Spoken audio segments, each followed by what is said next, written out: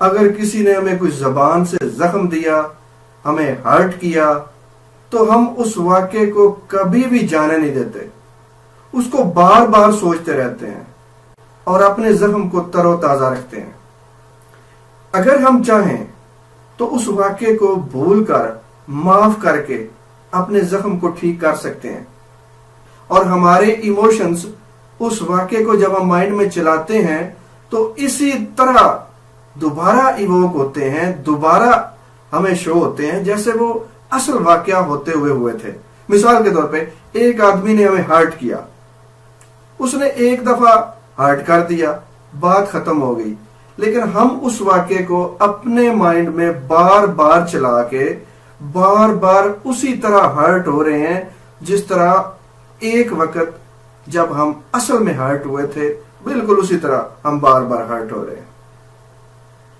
اب جس واقعے میں ہم ہرٹ ہوئے یا جن باتوں پہ ہم ہرٹ ہوئے، اگر ہم نے ایک دن میں ان کو 10 دفعہ چلایا، یعنی اپنے مائنڈ میں ان کو 10 دفعہ ایسے ہی چلایا جیسے ہم ابھی ابھی اسی واقعے سے یا انہی باتوں سے ہرٹ ہو رہے ہیں، تو 10 دفعہ آپ کو ہرٹ کرنے کا ذمہ دار کون ہے؟ ایک دفعہ اس شخص نے ہرٹ کیا اور 10 دفعہ آپ نے اپنے آپ کو خود ہرٹ کیا۔ معاف کر دینے کا یہ مطلب نہیں ہے کہ جو کچھ آپ کے ساتھ ہوا وہ ٹھیک ہوا۔ معاف کر دینے کا مطلب یہ ہے کہ آپ اپنے پاسٹ کو اجازت نہیں دیتے کہ وہ آپ کی خوشیاں تباہ کرے، وہ آپ کی موجودہ زندگی کی خوشیاں تباہ کرے۔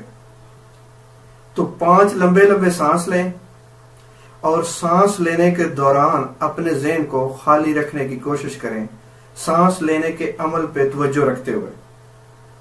اس کے بعد اپنے ذہن کے اندر جس سے آپ ناراض ہیں اس کو دیکھیں کہ وہ آپ کو دیکھ کے مسکرا رہا ہے اور آپ اس کو دیکھ کے مسکرا رہے ہیں۔